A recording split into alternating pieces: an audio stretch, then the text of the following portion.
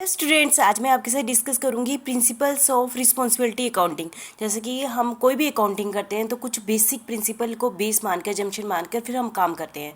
ऐसे ही responsibility accounting के क्या है, कुछ प्रिंसिपल हैं जो मैं आपके साथ अभी डिस्कस करना चाहूँगी। ठीक है।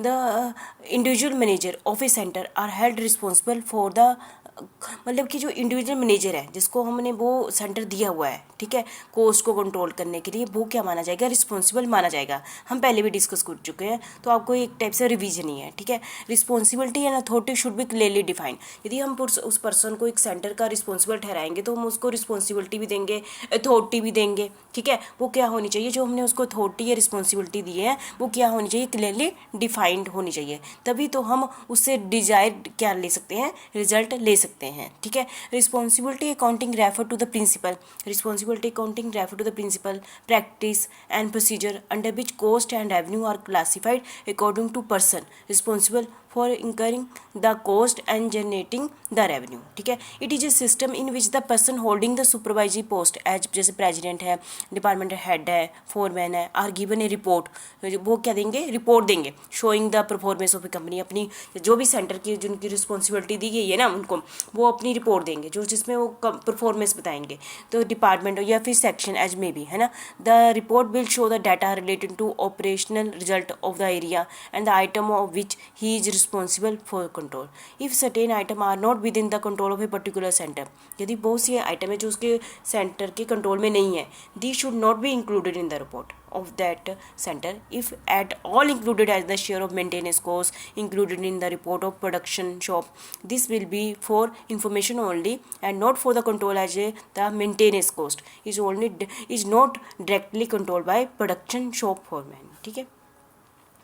The responsibility accounting is based on basic principle that an executive will be held responsible only for those act over which he is है, वो सिर्फ उन्हीं काम के लिए रिस्पॉन्सिबल माना जाएगा जो उसके कंट्रोल में है। ठीक है। Responsibility accounting follow the basic principle of any system of the costing control like budgetary control, standard costing. It differ only in the sense that it ले emphasizes on human being and fixed responsibility for individual. It is based on the belief that control can be exercised by human being, so responsibility should also be fixed for individual. चलो, responsibility किसकी fix की जाती है, individual की। चलो अब हम देख लेते हैं कौन सी प्रिंसिपल है अकाउंटिंग प्रिंसिपल के। सबसे पहले है सबसे पहले हमने क्या डिफाइन करना है, responsibility centre.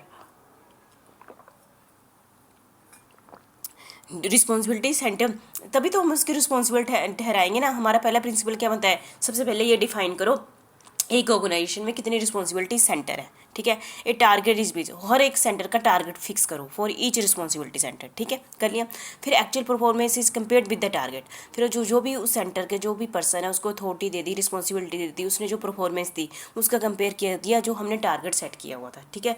The variance from the budgeted plan are analyse so as to fix responsibility of the centre. फिर हमने उसका जो हमने कहा था काम और उसने जो किया उसमें यदि डिफरेंस आया है तो उसके लिए वो क्या माना जाएगा, उसका एनालाइज किया जाएगा जो डिफरेंस है। फिर उससे related corrective action is taken by the higher management and is communicated to the responsibility centre. तो टॉप लेवल मैनेजमेंट उस पर क्या लेगी, एक्शन लेगी और उसकी कम्युनिकेशन किसको कर देगी, रिस्पॉन्सिबिलिटी सेंटर को कर देगी। ठीक है। ऑफर इंसेंटिव एज इंड्यूसमेंट, यदि उसने अच्छा काम किया तो उसको इंसेंटिव भी दिए जाते हैं। All apportion cost and policy cost are excluded in determining the responsibility for cost because an individual manager has no control over this cost. Only those cost and revenue over which an individual has a definite control can be attributed to him for evaluating his performance. सिर्फ उसको वही control जो उसके control में है उसके लिए वो रिस्पॉन्सिबल माना जाएगा, जो उसके कंट्रोल में नहीं है चीज़ें उसको वो रिस्पॉन्सिबल नहीं माना जाएगा। बस इस पैराग्राफ में वैसे यही कहा गया है। ठीक है। For getting a corrective appraisal of performance of particular responsibility center distinction should be made between controllable cost and uncontrollable cost. Controllable cost are those cost which can be controlled by a specific person, whereas uncontrollable costs are those which cannot be controlled by the specific person. ठीक है। जो uncontrollable costs should not be taken into consideration while evaluating the performance of a particular responsibility center over which the center has no control. Report to responsible individual for action.